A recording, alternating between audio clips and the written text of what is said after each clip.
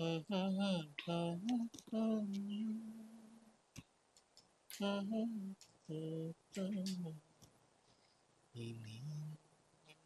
കഥ പറയും നീ പറയൂ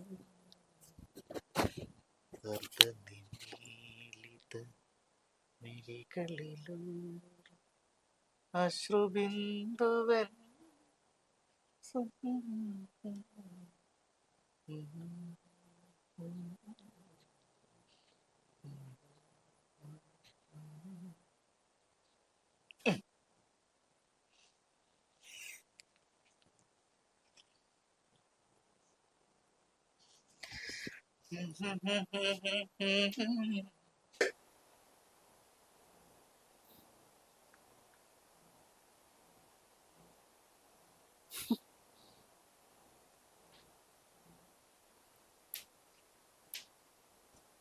ഇതെന്താ സുനി?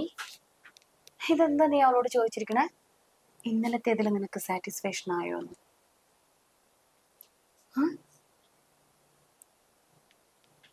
നമ്മുടെ കല്യാണം കഴിഞ്ഞിട്ട് 5 വർഷമായി. നീ ഇതുവരെ എന്നോട് കാര്യം ചോദിച്ചിട്ടുണ്ടോ?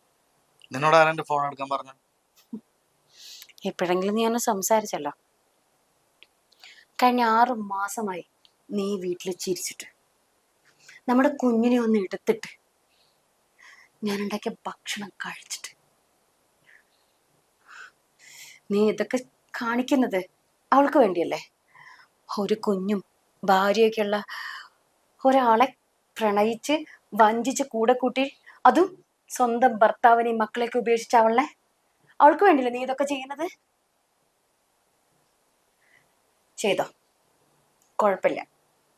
പക്ഷെ ഒന്നുണ്ട്, ഇനി എനിക്ക് ഈ വിഡ്ഢിവേഷം കെട്ടാൻ പറ്റില്ല.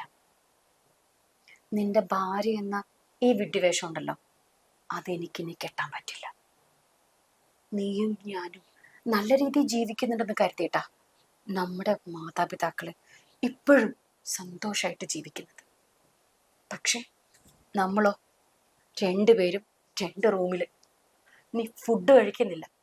എന്തിന്?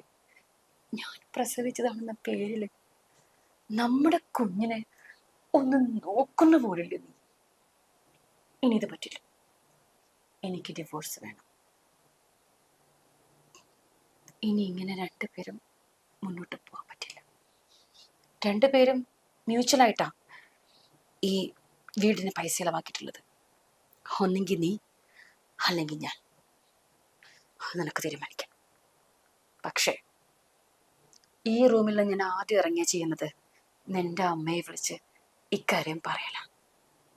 ഇനി ഈ വിഡ്ഢിവേഷം കെട്ടാൻ എന്നെ കിട്ടില്ല. സാറ്റിസ്ഫാക്ഷൻ.